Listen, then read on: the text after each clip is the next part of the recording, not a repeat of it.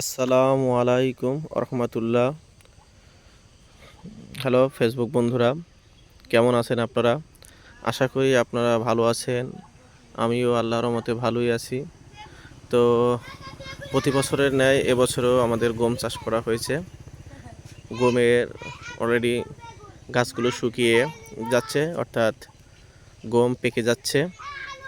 গমের দানা ইনশাল্লাহ ভালো হয়েছে।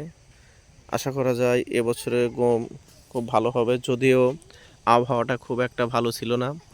তারপরেও আলহামদুলিল্লাহ গমের ফলন খারাপ হয়নি, যথেষ্ট পরিমাণে ভালো হয়েছে। আপনারা দেখতে পাচ্ছেন অন্যান্য বারের তুলনায় এবছরে আশা করা যায় গমের দানা একটু বেশিই ভালো হতে পারে।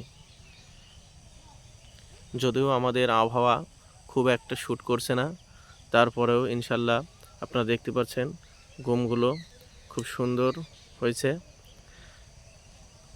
আশা করা যায় আগামী 10 থেকে 15 দিনের ভিতরে আমাদের গমগুলো কেটে মাড়াই করতে হবে এবং পুরা একটা বছরের জন্য সংরক্ষণ করতে হবে।